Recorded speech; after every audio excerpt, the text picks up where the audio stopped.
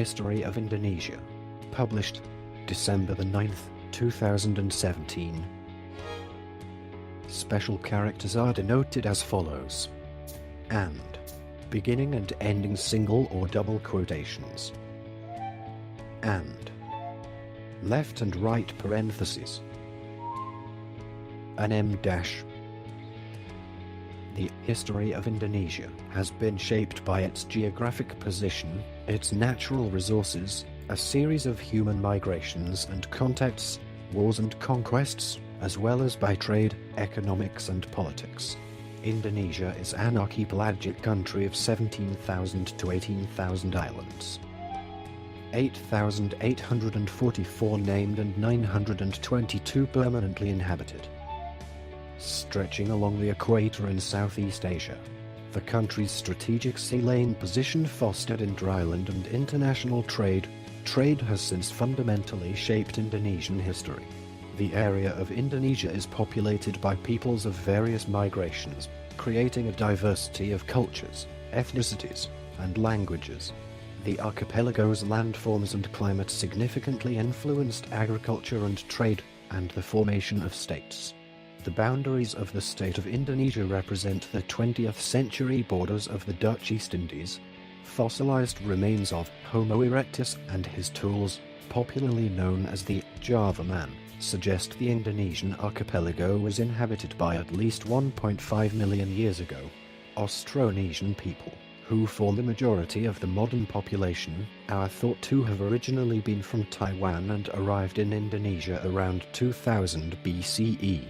From the 7th century CE, the powerful Sriwijaya naval kingdom flourished, bringing Hindu and Buddhist influences with it. The agricultural Buddhist Sailendra and Hindu Mataram dynasties subsequently thrived and declined in inland Java. The last significant non-Muslim kingdom, the Hindu Majapahit kingdom, flourished from the late 13th century, and its influence stretched over much of Indonesia. The earliest evidence of Islamized populations in Indonesia dates to the 13th century in northern Sumatra. Other Indonesian areas gradually adopted Islam, which became the dominant religion in Java and Sumatra by the end of the 16th century. For the most part, Islam overlaid and mixed with existing cultural and religious influences. Europeans such as the Portuguese arrived in Indonesia from the 16th century seeking to monopolize the sources of valuable nutmeg, cloves, and cubeb pepper in Maluku. In 1602 the Dutch established the Dutch East India Company, VOC, and became the dominant European power by 1610. Following bankruptcy, the VOC was formally dissolved in 1800, and the government of the Netherlands established the Dutch East Indies under government control. By the early 20th century, Dutch dominance extended to the current boundaries. The Japanese invasion and subsequent occupation in 1942–45 during WW II ended Dutch rule, and encouraged the previously suppressed Indonesian independence movement. 2 days after the surrender of Japan in August 1945, nationalist leader Sukarno declared independence and became president.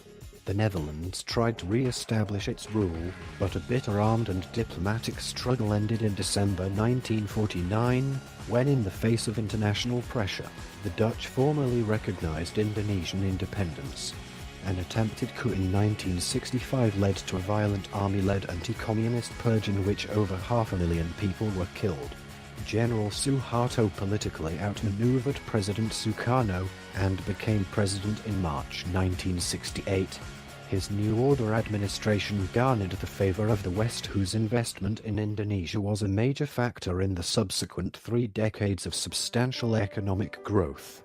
In the late 1990s, however, Indonesia was the country hardest hit by the East Asian financial crisis, which led to popular protests and Suharto's resignation on the 21st of May 1998.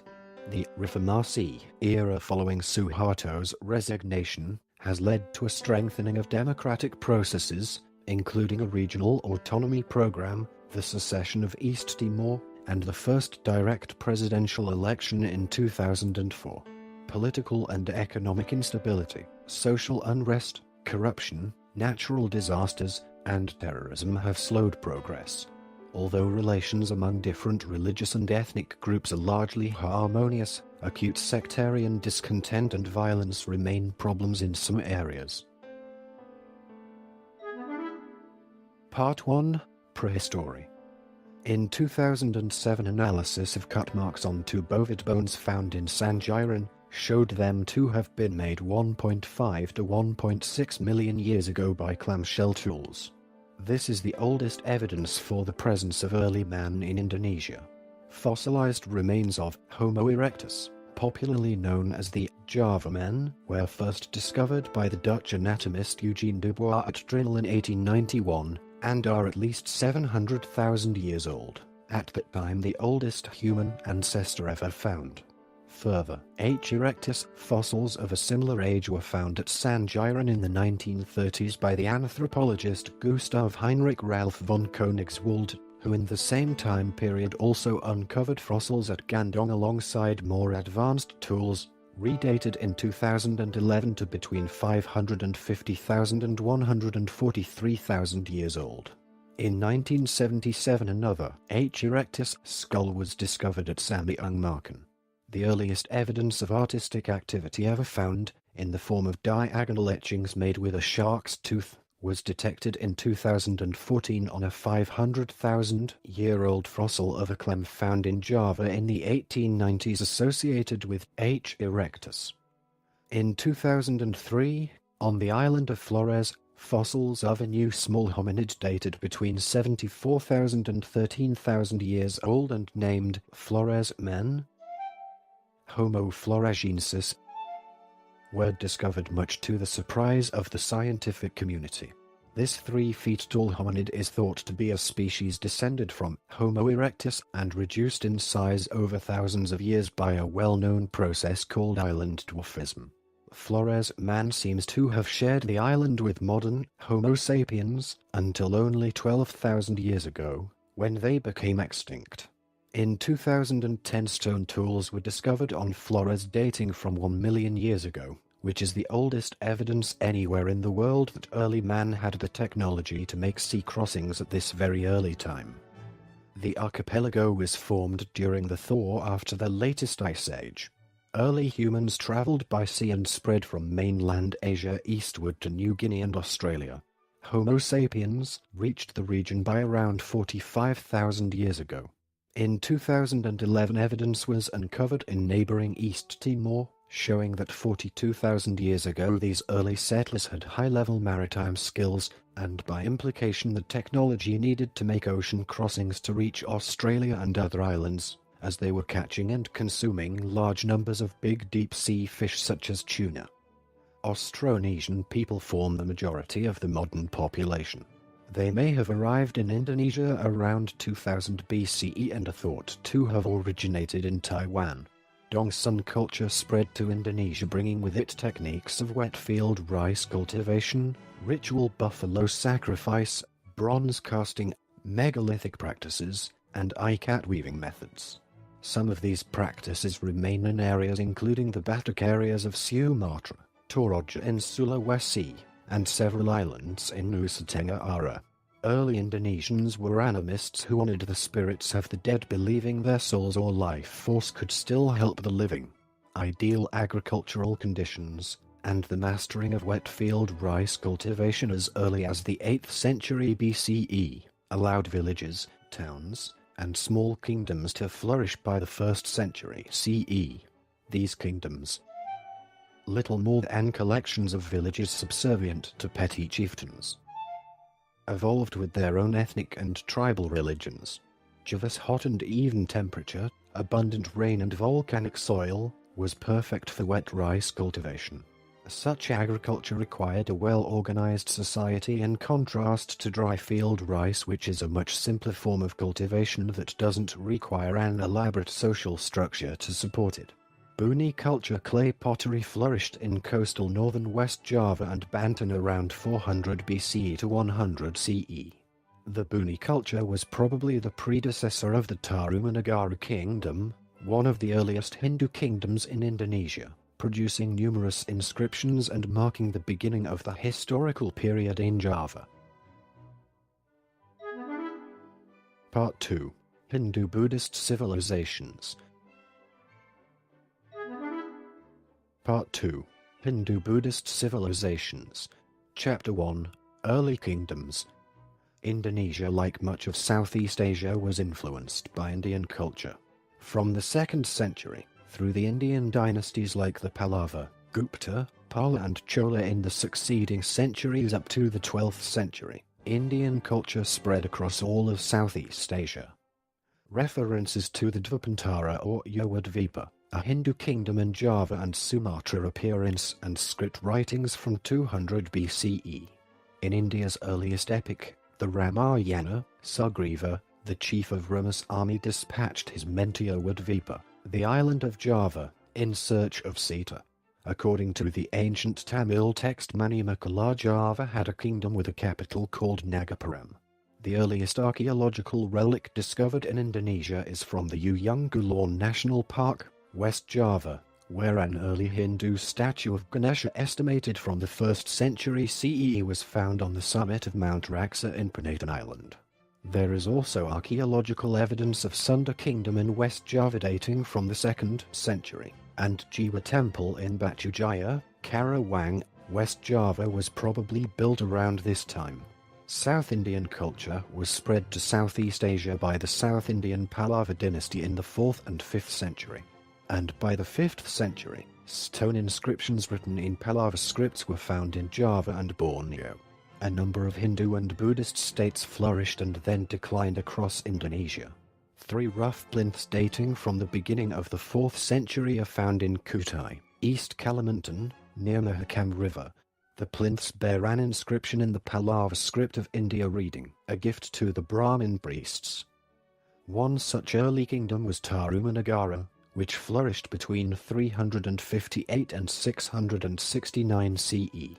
Located in West Java close to modern-day Jakarta, its 5th century king, Burnawarman, established the earliest known inscriptions in Java, the Charutan inscription located near Bogor, and other inscriptions called Pasarawi inscription and Mongol inscription. On this monument, King Burnawarman inscribed his name and made an imprint of his footprints, as well as his elephant's footprints. The accompanying inscription reads, "Here are the footprints of King Burnawarman, the heroic conqueror of the world." This inscription is written in Pallava script and in Sanskrit and is still clear after 1500 years. Burnawarman apparently built a canal that changed the course of the Kakun River and drained a coastal area for agriculture and settlement purpose.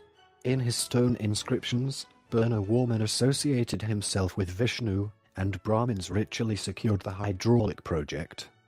Around the same period, in the 6th to 7th century, the Kalinga kingdom was established in central Java northern coast, mentioned in Chinese account. The name of this kingdom was derived from ancient Indian kingdom of Galing, which suggests the ancient link between India and Indonesia. The political history of Indonesian archipelago during the 7th to 11th centuries was dominated by Srivijaya based in Sumatra, also Sailendra that dominated central Java and constructed Borobudur, the largest Buddhist monument in the world. The history prior of the 14th and 15th centuries is not well known due to scarcity of evidence. By the 15th century, 2 major states dominated this period, Majapahit in East Java, the greatest of the pre-Islamic Indonesian states, and Malacca on the west coast of the Malay Peninsula, arguably one of the greatest of the Muslim trading empires. This marked the rise of Muslim states in Indonesian archipelago. Part 2. Hindu-Buddhist Civilizations. Chapter 2. Medang. Medang, or previously known as Mataram, was an Indianized kingdom based in central Java around modern-day Yogyakarta between the 8th and 10th centuries. The center of the kingdom was moved from central Java to East Java by Mpu Sindok. An eruption of Mount Merapi volcano or a power struggle may have caused the move. The first king of Mataram was Srisanjaya and left inscriptions in stone.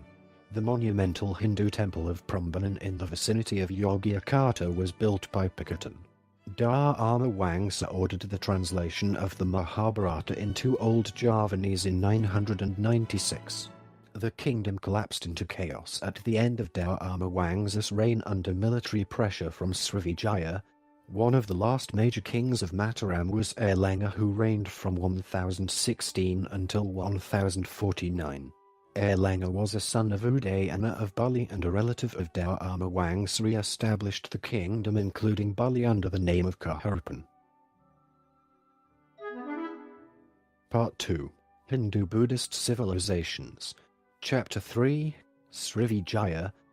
Srivijaya was an ethnic Malay kingdom on Sumatra which influenced much of the maritime Southeast Asia. From the 7th century, the powerful Srivijaya naval kingdom flourished as a result of trade and the influences of Hinduism and Buddhism that were imported with it. Srivijaya was centered in the coastal trading center of present-day Palembang.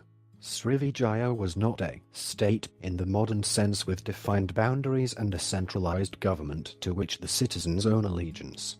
Rather, Srivijaya was a confederacy form of society centered on a royal heartland. It was a thalassocracy and did not extend its influence far beyond the coastal areas of the islands of Southeast Asia. Trade was the driving force of Srivijaya, just as it is for most societies throughout history. The Srivijayan navy controlled the trade that made its way through the Strait of Malacca. By the 7th century, the harbors of various vassal states of Srivijaya lined both coasts of the Straits of Malacca. Around this time, Srivijaya had established suzerainty over large areas of Sumatra, Western Java, and much of the Malay Peninsula. Dominating the Malacca and Sunda Straits, the empire controlled both the spice route traffic and local trade. It remained a formidable sea power until the 13th century. This spread the ethnic Malay culture throughout Sumatra, the Malay Peninsula, and western Borneo. A stronghold of Vajrayana Buddhism, Srivijaya attracted pilgrims and scholars from other parts of Asia.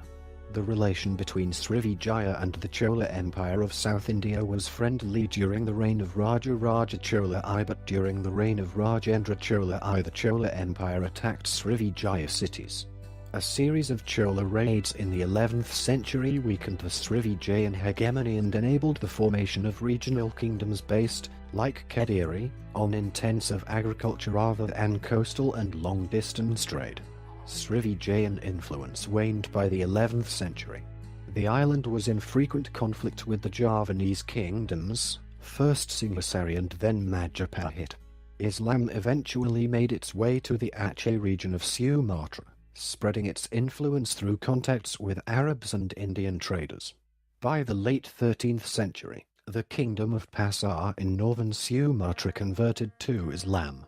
The last inscription dates to 1374, where a crown prince, Anangavarman, is mentioned. Srivijaya ceased to exist by 1414, when Paramswara, the kingdom's last prince, fled to Temasek, then to Malacca. Later his son converted to Islam and founded the Sultanate of Malacca on the Malay Peninsula. Part 2. Hindu-Buddhist Civilizations. Chapter 4. Singhasari and Majapahit. Despite a lack of historical evidence, it is known that Majapahit was the most dominant of Indonesia's pre-Islamic states. The Hindu Majapahit kingdom was founded in eastern Java in the late 13th century, and under Gajah Mada it experienced what is often referred to as a golden age in Indonesian history, when its influence extended to much of southern Malay Peninsula, Borneo, Sumatra, and Bali from about 1293 to around 1500. The founder of the Majapahit Empire, Kartarajasa, was the son-in-law of the ruler of the Singhasari kingdom, also based in Java. After Singhasari drove Srivijaya out of Java in 1290, the rising power of Singhasari came to the attention of Kublai Khan in China and he sent emissaries demanding tribute. Kartanagara, ruler of the Singhasari kingdom, refused to pay tribute and the Khan sent a punitive expedition which arrived off the coast of Java in 1293. By that time, a rebel from Kediri, Yaya Katwang, had killed Kartanagara. The Majapahit founder allied himself with the Mongols against Yaikatwang and, once the Singhasari kingdom was destroyed, turned and forced his Mongol allies to withdraw in confusion. Gajah Mada, an ambitious Majapahit prime minister and regent from 1331 to 1364, extended the empire's rule to the surrounding islands. A few years after Gajah Mada's death, the Majapahit navy captured Palembang, putting an end to the Srivijayan kingdom. Although the Majapahit rulers extended their power over other islands and destroyed neighboring kingdoms, their focus seems to have been on controlling and gaining a larger share of the commercial trade that passed through the archipelago. About the time Majapahit was founded, Muslim traders and proselytizers began entering the area. After its peak in the 14th century, Majapahit power began to decline and was unable to control the rising power of the Sultanate of Malacca. Dates for the end of the Majapahit Empire range from 1478 to 1520. A large number of courtiers, artisans, priests, and members of the royal family moved east to the island of Bali at the end of Majapahit power. Part 3: The Age of Islamic States. Part 3: The Age of Islamic States. Chapter 1: The Spread of Islam. The earliest accounts of the Indonesian archipelago date from the Abbasid Caliphate. According to those early accounts, the Indonesian archipelago were famous among early Muslim sailors mainly due to its abundance of precious spice trade commodities such as nutmeg, cloves, galangal and many other spices. Although Muslim traders first traveled through Southeast Asia early in the Islamic era, the spread of Islam among the inhabitants of the Indonesian archipelago dates to the 13th century in northern Sumatra. Although it is known that the spread of Islam began in the west of the archipelago, the fragmentary evidence does not suggest a rolling wave of conversion through adjacent areas. Rather, it suggests the process was complicated and slow. The spread of Islam was driven by increasing trade links outside of the archipelago. In general, traders and the royalty of major kingdoms were the first to adopt the new religion. Other Indonesian areas gradually adopted Islam, making it the dominant religion in Java and Sumatra by the end of the 16th century. For the most part, Islam overlaid and mixed with existing cultural and religious influences, which shaped the predominant form of Islam in Indonesia, particularly in Java. Only Bali retained a Hindu majority. In the eastern archipelago, both Christian and Islamic missionaries were active in the 16th and 17th centuries, and, currently, there are large communities of both religions on these islands. Part 3: The Age of Islamic States. Chapter 2: Sultanate of Mataram. This entire article contains 0 references. The Sultanate of Mataram was the third sultanate in Java, after the Sultanate of Demak Bintoro and the Sultanate of Pajang. According to Javanese records, Ki Jedi Pamanahan became the ruler of the Mataram area in the 1570s with the support of the Kingdom of Pajang to the east, near the current site of Surakarta. Solo. Pamanahan was often referred to as Ki Jedi Mataram after his ascension. Pamanahan's son, Panembahan Senapati Inggalaga, replaced his father on the throne around 1584. Under Senapati the kingdom grew substantially through regular military campaigns against Mataram's neighbors. Shortly after his accession, for example, he conquered his father's patrons in Pajang. The reign of Panembahan Sadar in Krapyuk, c. 1601 to 1613, the son of Senapati, was dominated by further warfare, especially against powerful Surabaya, already a major center in East Java. The first contact between Mataram and the Dutch East India Company, VOC, occurred under Krapyuk. Dutch activities at the time were limited to trading from limited coastal settlements, so their interactions with the England Mataram Kingdom were limited, although they did form an alliance against Surabaya in 1613. Krapyuk died that year. Krapyuk was succeeded by his son, who is known simply as Sultan Agam. Great Sultan. In Javanese records, Ageng was responsible for the great expansion and lasting historical legacy of Mataram due to the extensive military conquests of his long reign from 1613 to 1646. After years of war, Ageng finally conquered Surabaya. The city was surrounded by land and sea and starved into submission. With Surabaya brought into the empire, the Mataram kingdom encompassed all of central and eastern Java and Madura. Only in the west did Banten and the Dutch settlement in Batavia remain outside Ageng's control. He tried repeatedly in the 1620s and 1630s to drive the Dutch from Batavia, but his armies had met their match, and he was forced to share control over Java. In 1645 he began building Imogiri, his burial place, about 15 kilometers south of Yogyakarta. Imogiri remains the resting place of most of the royalty of Yogyakarta and Surakarta to this day.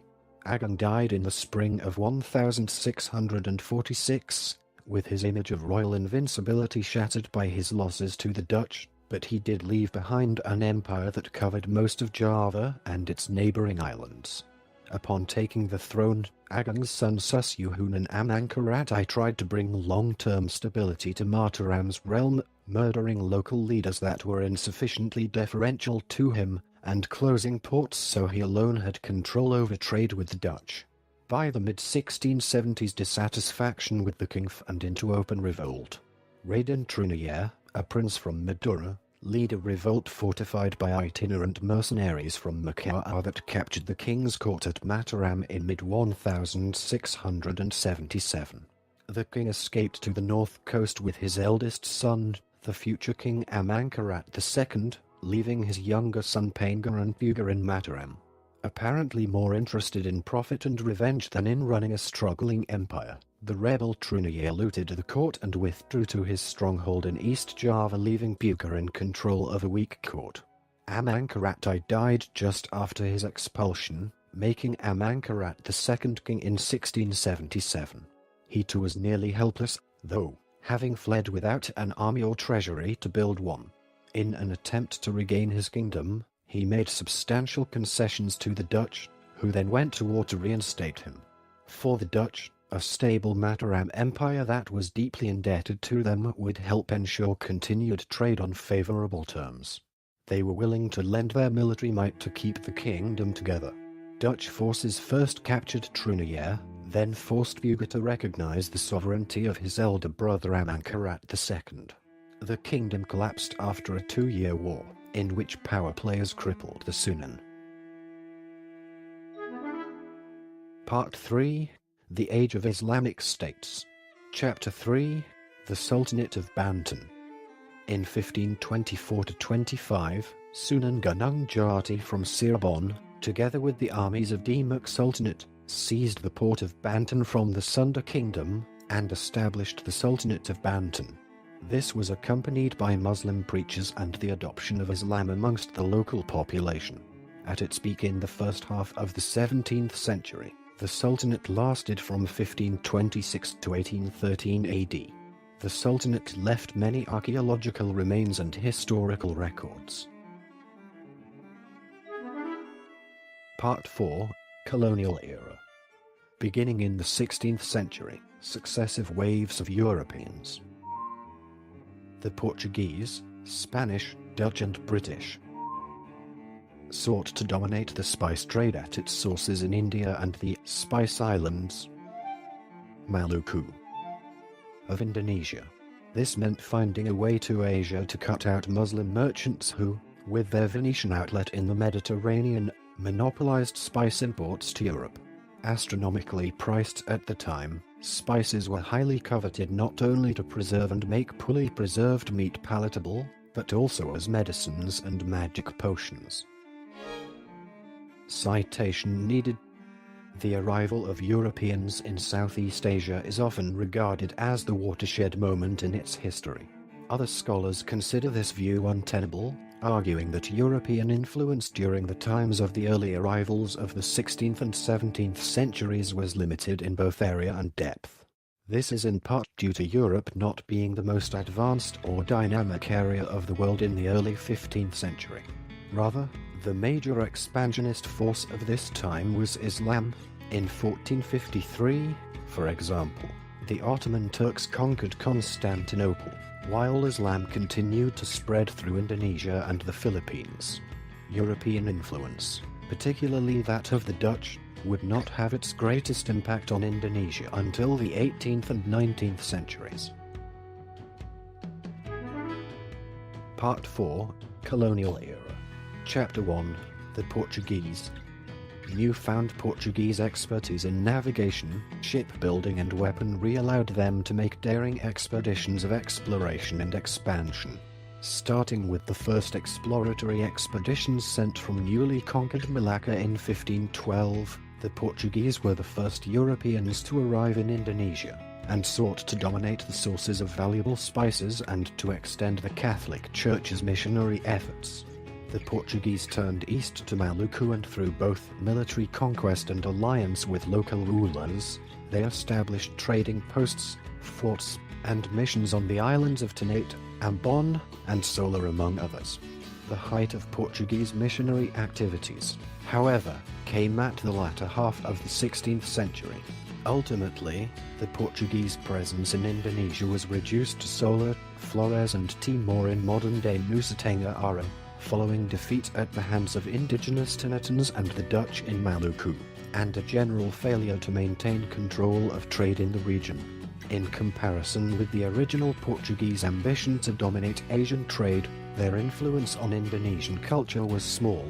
The romantic Keroncong, guitar ballads, a number of Indonesian words which reflect Portuguese's role as the lingua franca of the archipelago alongside Malay, and many family names in eastern Indonesia such as Da Costa, Dias, De Friets, Gonçalves, etc.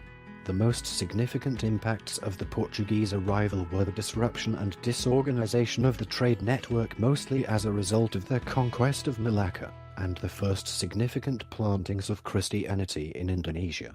There have continued to be Christian communities in eastern Indonesia through to the present, which has contributed to a sense of shared interest with Europeans, particularly among the Ambonis. Part 4, Colonial Era. Chapter 2, Dutch East India Company. In 1602, the Dutch Parliament awarded the VOC a monopoly on trade and colonial activities in the region at a time before the company controlled any territory in Java. In 1619, the VOC conquered the West Javan city of Jakarta, where they founded the city of Batavia, present-day Jakarta. The VOC became deeply involved in the internal politics of Java in this period, and fought in a number of wars involving the leaders of Mataram and Banten. The Dutch followed the Portuguese aspirations, courage, brutality and strategies, but brought better organization, weapons, ships, and superior financial backing. Although they failed to gain complete control of the Indonesian spice trade, they had much more success than the previous Portuguese efforts. They exploited the factionalization of the small kingdoms in Java that had replaced Majapahit, establishing a permanent foothold in Java, from which grew a land-based colonial empire which became one of the richest colonial possessions on earth. By the mid-17th century, Batavia, the headquarter of VOC in Asia, had become an important trade center and region. It had repelled attacks from the Javanese Mataram kingdom. In 1641 the Dutch captured Malacca from the Portuguese, thus weakened Portuguese position in Asia. The Dutch defeated the Sulawesi city of Makassar in 1667, thus bringing its trade under VOC control. Sumatran ports were also brought under VOC control, and the last of the Portuguese were expelled in 1660. In return for monopoly control over the pepper trade and the expulsion of the British, the Dutch helped the son of the ruler of Banten overthrow his father in 1680. By the 18th century, the VOC has established themselves firmly in Indonesian archipelago, controlling in-dryland trade as part of their Asian business, which include India, Ceylon, Formosa and Japan. VOC has established their important bases in some ports in Java, Maluku, and parts of Sulawesi, Sumatra and Malay Peninsula. Part 4, Colonial Era. Chapter 3, French and British Interlude. After the fall of the Netherlands to the First French Empire and the dissolution of the Dutch East India Company in 1800, there were profound changes in the European colonial administration of the East Indies. The company's assets in East Indies were nationalized as the Dutch colony, the Dutch East Indies. Meanwhile, Europe was devastated by the Napoleonic Wars. In the Netherlands, Napoleon Bonaparte in 1806 oversaw the dissolution of the Batavian Republic, which was replaced by the Kingdom of Holland, a French puppet kingdom ruled by Napoleon's third brother Louis Bonaparte. Ludwig Napoleon. The East Indies were treated as a proxy French colony, administrated through a Dutch intermediary. In 1806, King Lodewijk of the Netherlands sent one of his generals, Herman Willem Daendels, to serve as Governor-General of the East Indies, based in Java. Daendels was sent to strengthen Javanese defences against a predicted British invasion. Since 1685, the British had had a presence in Bencoolen on the western coast of Sumatra, as well as several posts north of the Malaccan Straits. Daendels was responsible for the construction of the Great Post Road. In Indonesian, Jalan Raya Pos. Across northern Java from Anjar to Panaraokan. The 1,000-kilometer road was meant as to ease logistics across Java and was completed in only 1 year, during which thousands of Javanese forced labourers died. In 1811, Java fell to a British East India Company force under Baron Minto, the Governor-General of India. Lord Minto appointed Sir Thomas Stamford Raffles as Lieutenant Governor of Java. Raffles carried further the administrative centralization previously initiated by Daendels. Raffles launched some military expeditions against local princes to subjugate them into British rule, such as the assault on Yogyakarta Kraton on the 21st of June 1812, and the military expedition against Sultan Mahmud Badruddin II of Palembang, and seized the nearby Bangka Island.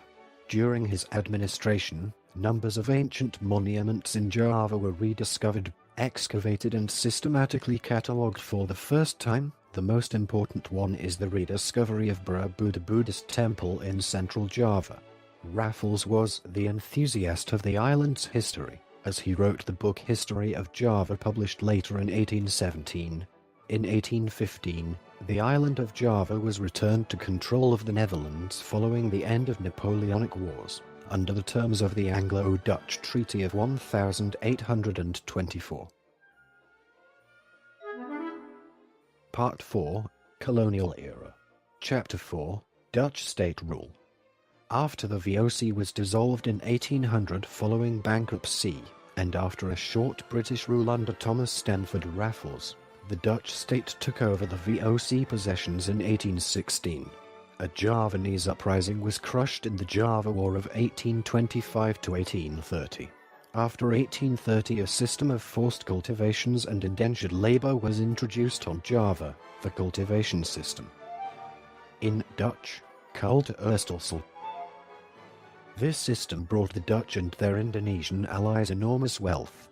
The cultivation system tied peasants to their land, forcing them to work in government-owned plantations for 60 days of the year. The system was abolished in a more liberal period after 1870. In 1901, the Dutch adopted what they called the ethical policy, which included somewhat increased investment in indigenous education and modest political reforms. The Dutch colonialists formed a privileged upper social class of soldiers, administrators, managers, teachers and pioneers. They lived together with the natives, but at the top of a rigid social and racial caste system. The Dutch East Indies had two legal classes of citizens, European and indigenous. A third class, foreign Easterners, was added in 1920. Upgrading the infrastructure of ports and roads was a high priority for the Dutch, with the goal of modernizing the economy, pumping wages into local areas, facilitating commerce and speeding up military movements. By 1950, Dutch engineers had built and upgraded a road network with 12,000 kilometers of asphalted surface, 41,000 kilometers of metalled road area and 16,000 kilometers of gravel surfaces. In addition, the Dutch built 7,500 kilometers, 4,700 miles of railways, bridges, irrigation systems covering 1.4 million hectares, 5,400 square miles of rice fields, several harbors, and 140 public drinking water systems. These Dutch-constructed public works became the economic base of the colonial state. After independence, they became the basis of the Indonesian infrastructure. For most of the colonial period, Dutch control over its territories in the Indonesian archipelago was tenuous. In some cases, Dutch police and military actions in parts of Indonesia were quite cruel.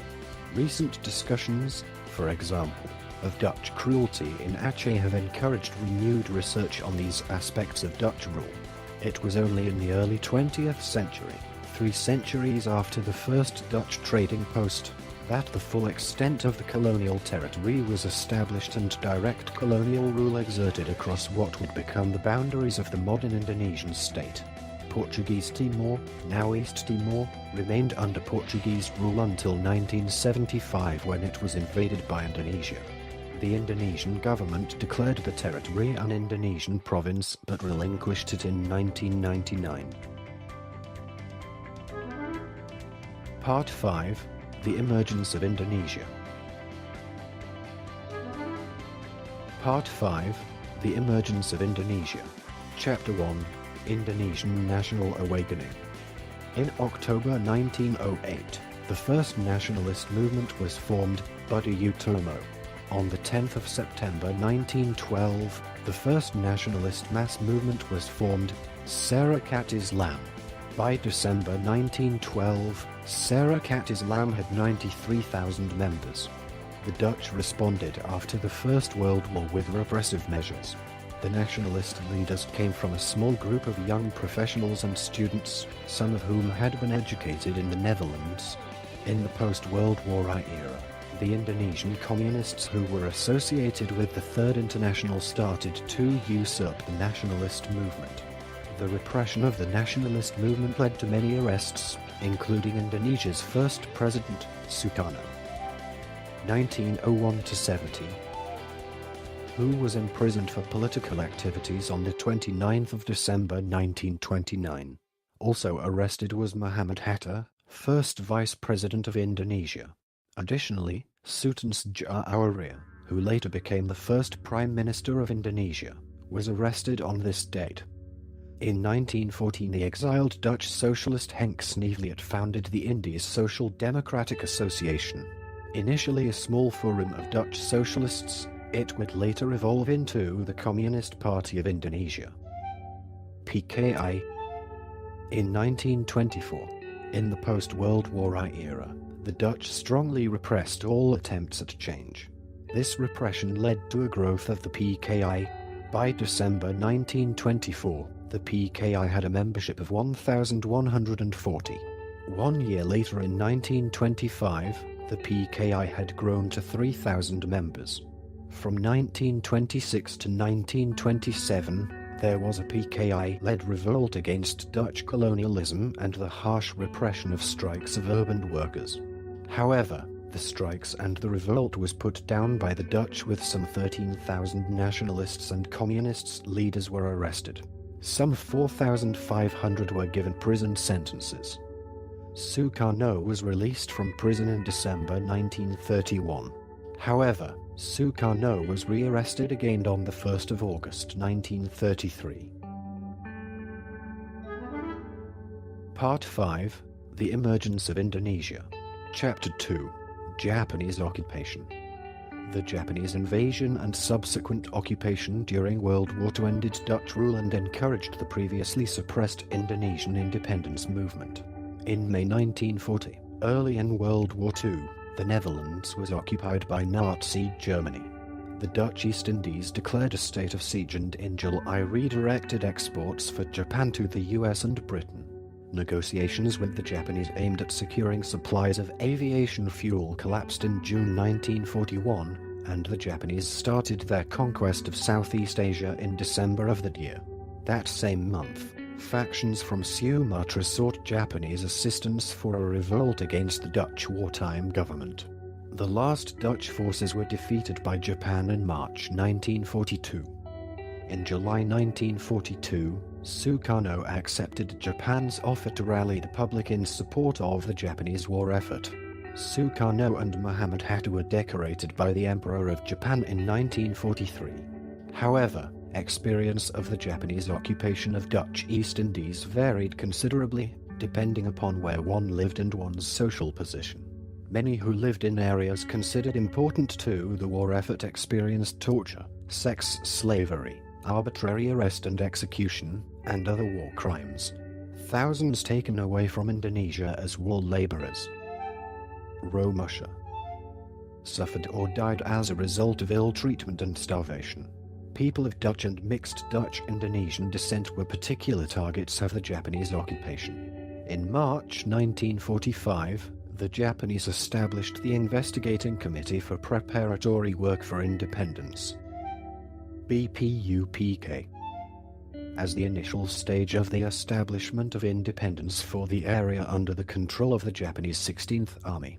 At its first meeting in May, Sopomo spoke of national integration and against personal individualism, while Muhammad Yamin suggested that the new nation should claim British Borneo, British Malaya, Portuguese Timor, and all the pre-war territories of the Dutch East Indies. The committee drafted the 1945 Constitution, which remains in force, though now much amended. On the 9th of August 1945, Sukarno, Hatta, and Rajaman Widyodiningrat were flown to meet Marshal Hisachi Terauchi in Vietnam. They were told that Japan intended to announce Indonesian independence on the 24th of August, after the Japanese surrender. However, Sukarno unilaterally proclaimed Indonesian independence on the 17th of August. A later UN report stated that 4 million people died in Indonesia as a result of the Japanese occupation. Part 5, The Emergence of Indonesia. Chapter 3, Indonesian National Revolution. Under pressure from radical and politicized Pemuda youth groups, Sukarno and Hatta proclaimed Indonesian independence on the 17th of August 1945, 2 days after the Japanese Emperor's surrender in the Pacific. The following day, the Central Indonesian National Committee, KNIP, declared Sukarno president and Hatta vice president. Word of the proclamation spread by shortwave and flyers while the Indonesian wartime military, PETA, youths, and others rallied in support of the new republic, often moving to take over government offices from the Japanese. In December 1946, an intention by the Netherlands to transmit data and fulfill sacred trust and decolonization requirements of the Charter of the United Nations Article 73 was ratified in General Assembly Resolution 66. II. Clarification needed. The Dutch, initially backed by the British, tried to re-establish their rule, and a bitter armed and diplomatic struggle ended in December 1949, when in the face of international pressure, the Dutch formally recognized Indonesian independence. Dutch efforts to re-establish complete control met resistance. At the end of World War II, a power vacuum arose, and the nationalists often succeeded in seizing the arms of the demoralized Japanese. A period of unrest with city guerrilla warfare called the Bersiap period ensued. Groups of Indonesian nationalists armed with improvised weapons, like bamboo spears and firearms, attacked returning Allied troops. 3,500 Europeans were killed and 20,000 were missing, meaning there were more European deaths in Indonesia after the war and during the war. After returning to Java, Dutch forces quickly reoccupied the colonial capital of Batavia, now Jakarta. So the city of Yogyakarta in central Java became the capital of the nationalist forces. Negotiations with the nationalists led to 2 major truce agreements, but disputes about their implementation, and much mutual provocation, led each time to renewed conflict. Within 4 years the Dutch had recaptured almost the whole of Indonesia, but guerrilla resistance persisted, led on Java by Commander Nasution. On the 27th of December 1949, after 4 years of sporadic warfare and fierce criticism of the Dutch by the UN, the Netherlands officially recognized Indonesian sovereignty under the federal structure of the United States of Indonesia. IUSA. On the 17th of August 1950, exactly 5 years after the proclamation of independence, the last of the federal states were dissolved and Sukarno proclaimed a single unitary Republic of Indonesia. Part 6. Sukarno's Presidency. Part 6. Sukarno's Presidency. Chapter 1. Democratic Experiment. With the unifying struggle to secure Indonesia's independence over, divisions in Indonesian society began to appear. These included regional differences in customs, religion, the impact of Christianity and Marxism, and fears of Javanese political domination. Following colonial rule, Japanese occupation, and war against the Dutch, the new country suffered from severe poverty, a ruinous economy, low educational and skills levels, and authoritarian traditions. Challenges to the authority of the Republic included the militant Darul Islam, who waged a guerrilla struggle against the Republic from 1948 to 1962, the declaration of an independent Republic of South Maluku by Ambonese formerly of the Royal Dutch Indies Army, and rebellions in Sumatra and Sulawesi between 1955 and 1961.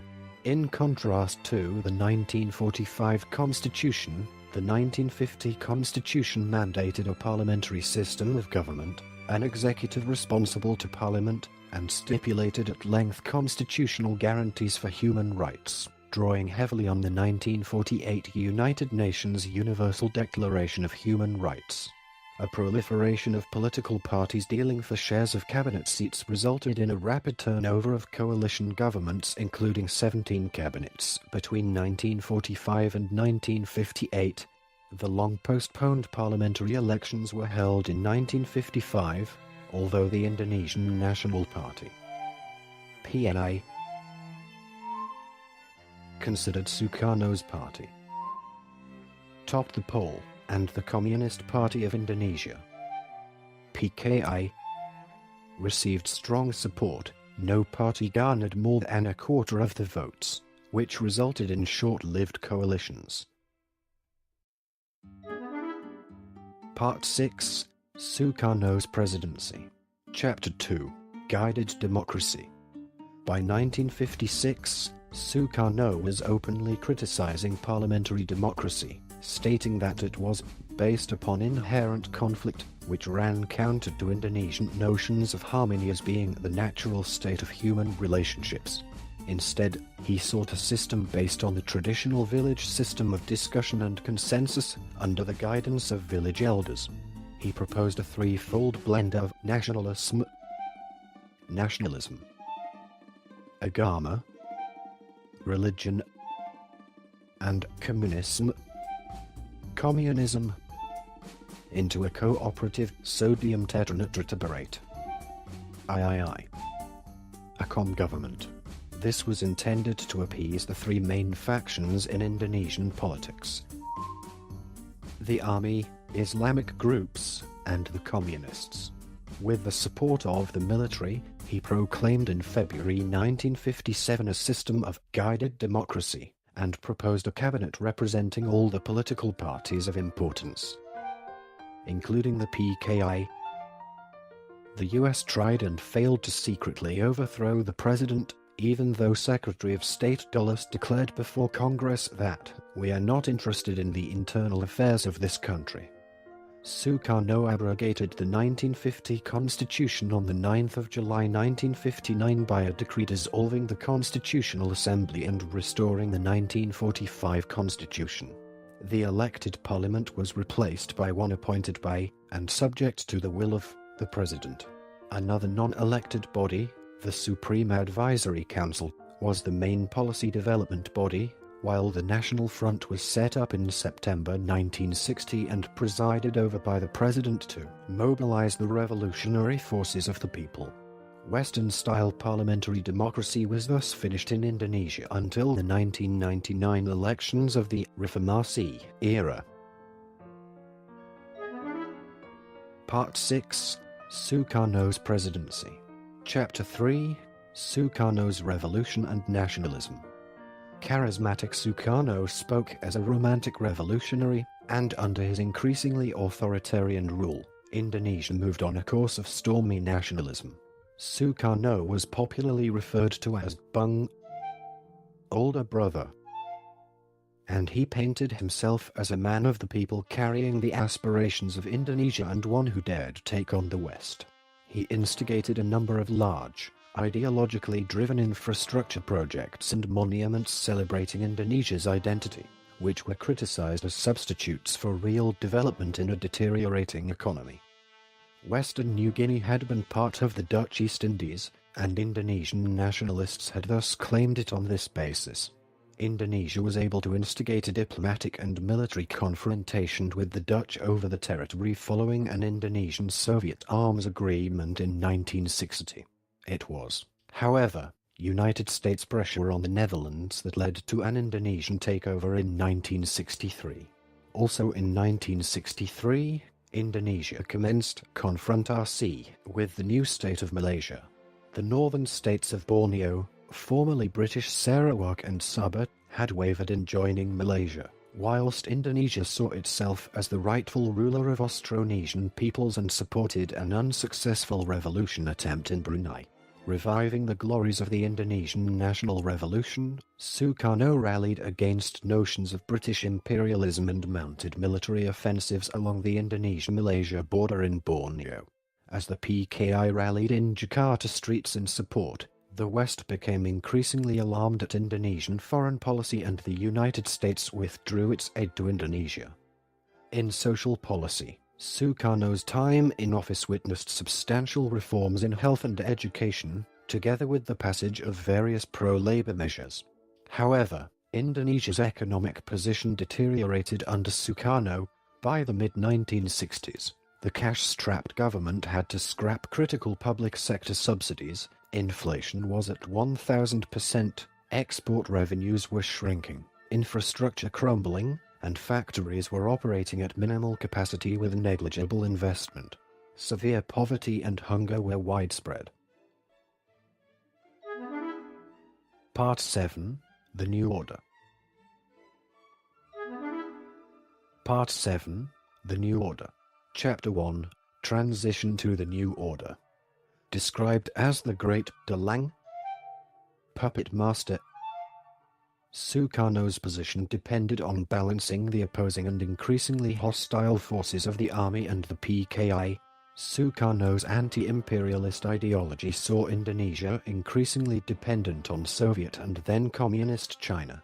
By 1965, the PKI was the largest communist party in the world outside the Soviet Union or China. Penetrating all levels of government, the party increasingly gained influence at the expense of the army. On the 30th of September 1965, 6 of the most senior generals within the military and other officers were executed in an attempted coup. The insurgents, known later as the 30th of September movement, backed a rival faction of the army and took up positions in the capital, later seizing control of the national radio station. They claimed they were acting against a plot organized by the generals to overthrow Sukarno. Within a few hours, Major General Suharto, commander of the Army Strategic Reserve, Kostrad, mobilized counteraction, and by the evening of the 1st of October, it was clear that the coup, which had little coordination and was largely limited to Jakarta, had failed. Complicated and partisan theories continue to this day over the identity of the attempted coup's organizers and their aims. According to the Indonesian army, the PKI were behind the coup and used disgruntled army officers to carry it out, and this became the official account of Suharto's subsequent New Order administration. Most historians agree. Citation needed. That the coup and the surrounding events were not led by a single mastermind controlling all events, and that the full truth will never likely be known. The PKI was blamed for the coup, and anti-communists, initially following the army's lead, went on a violent anti-communist purge across much of the country.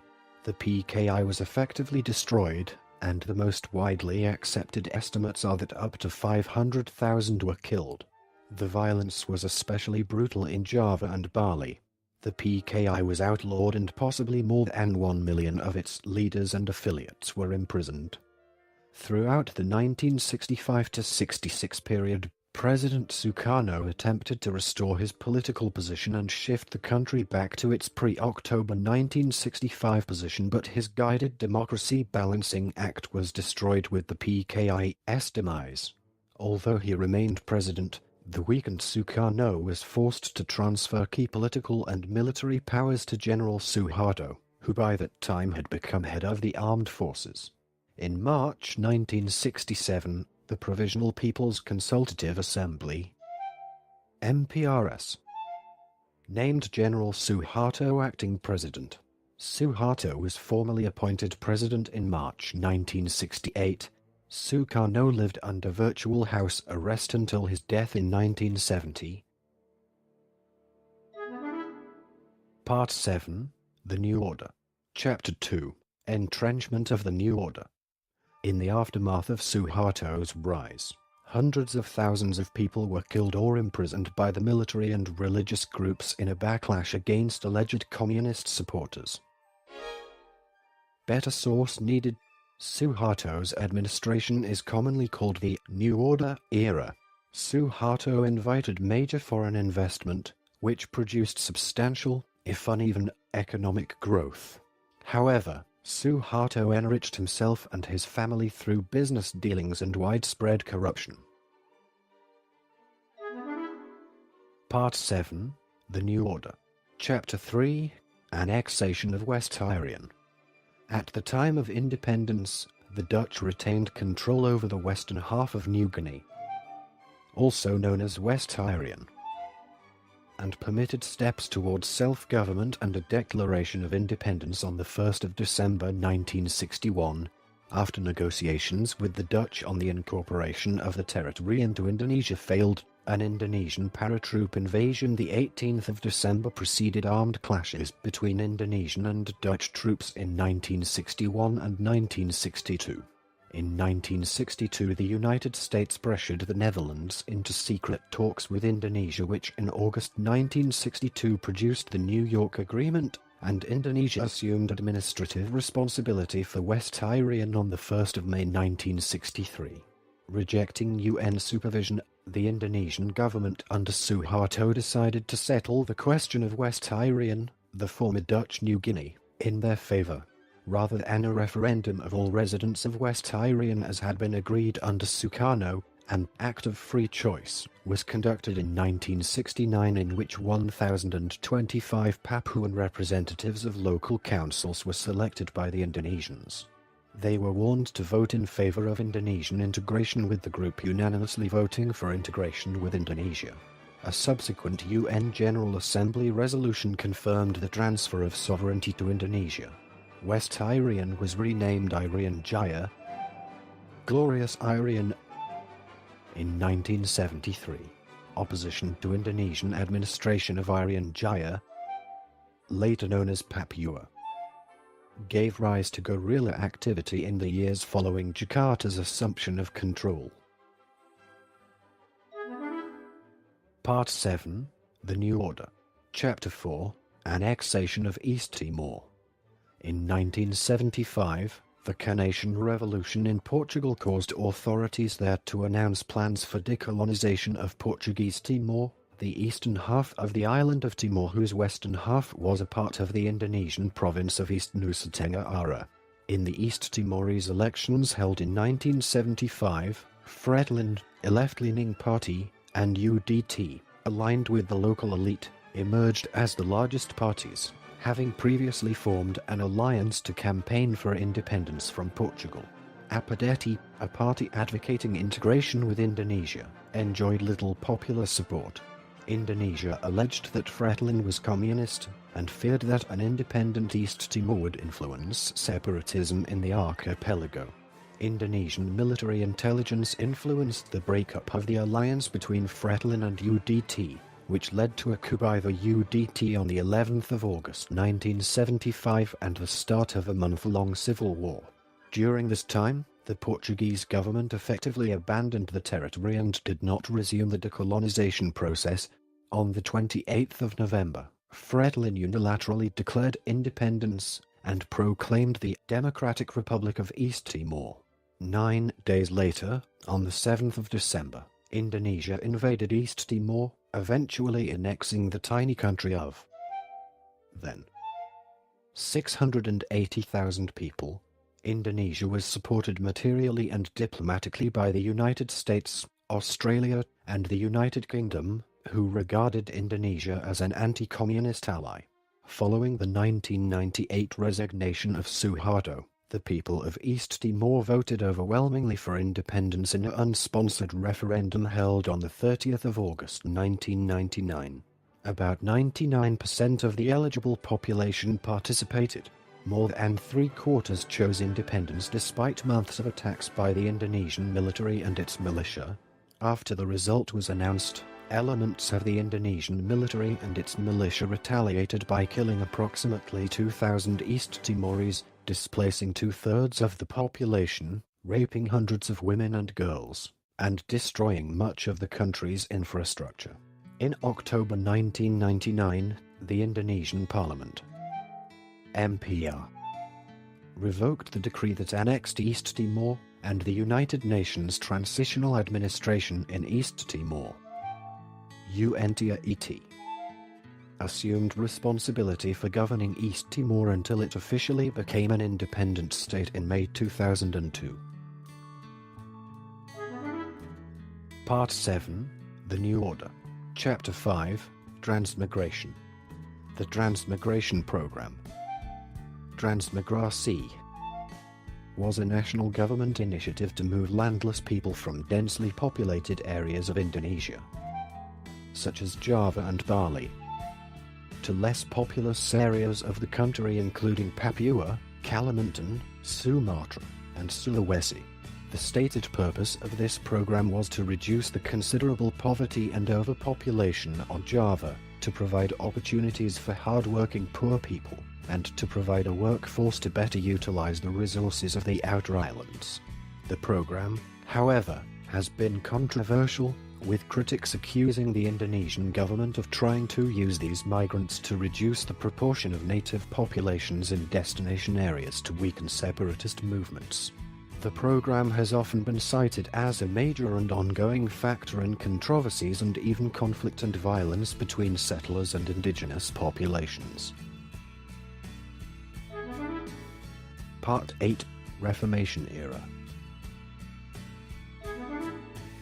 Part 8, Reformation Era. Chapter 1, Pro-Democracy Movement.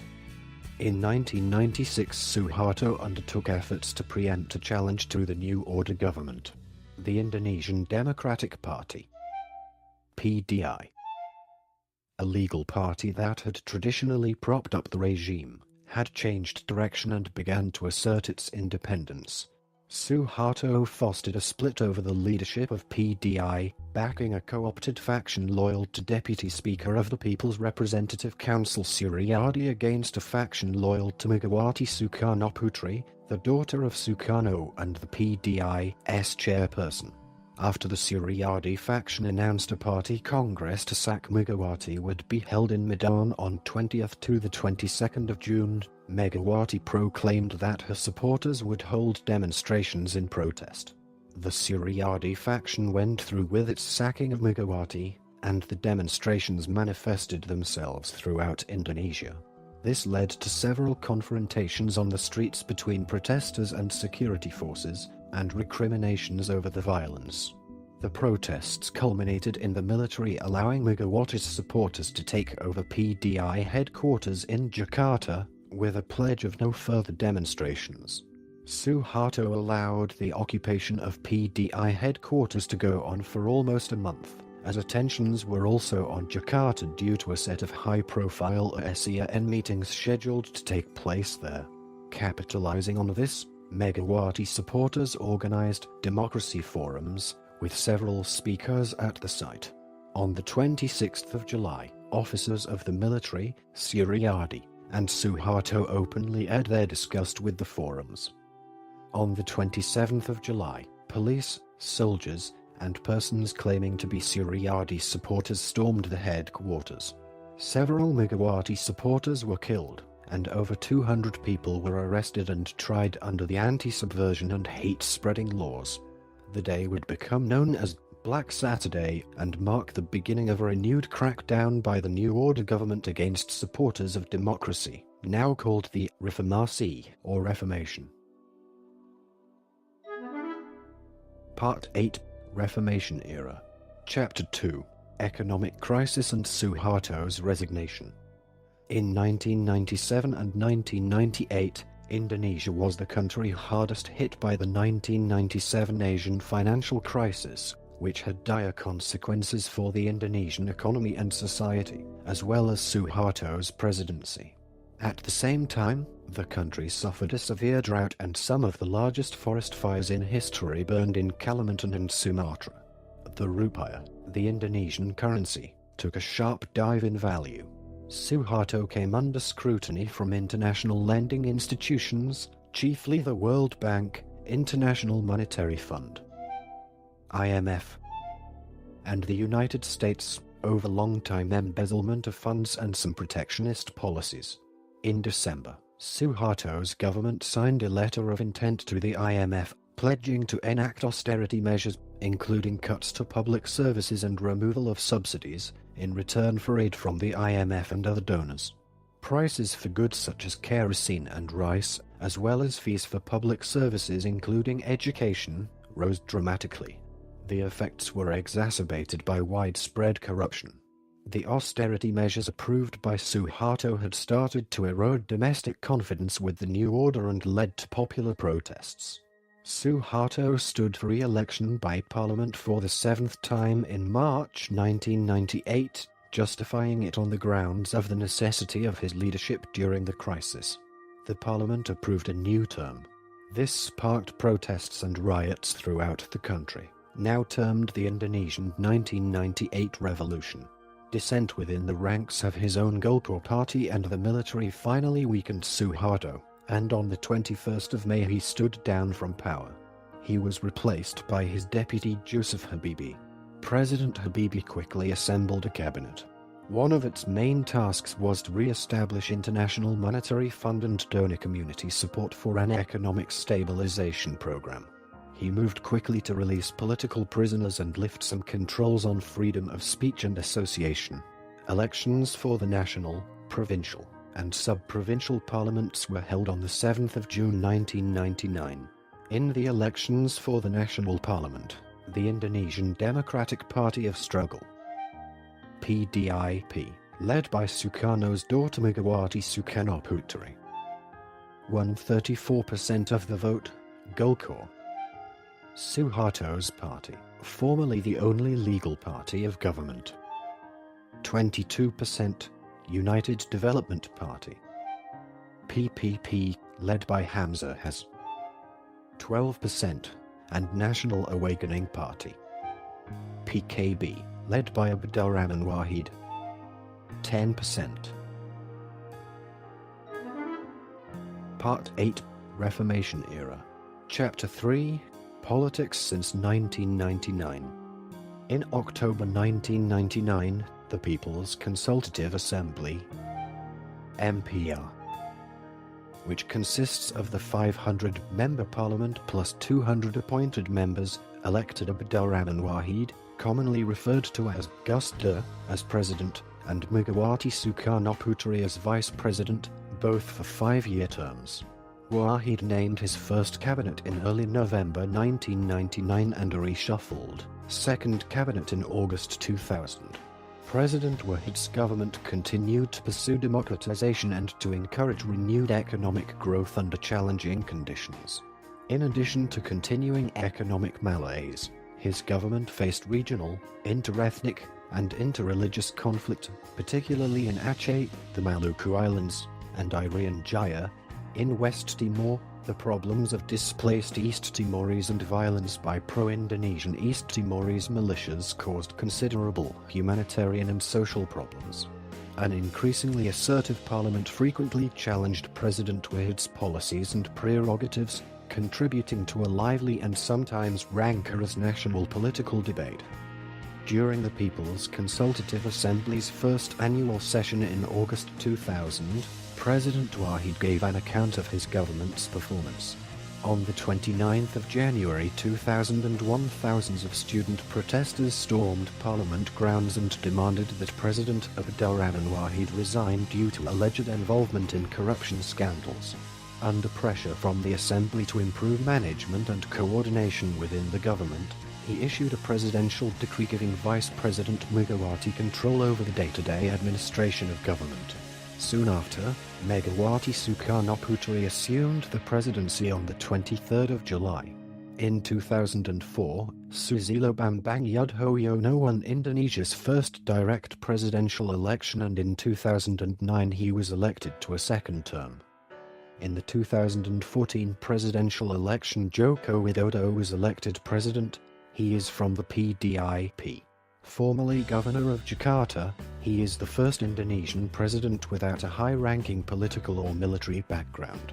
However, his opponent Prabowo Subianto disputed the outcome and withdrew from the race before the count was completed. Part 8, Reformation Era. Chapter 4, Terrorism.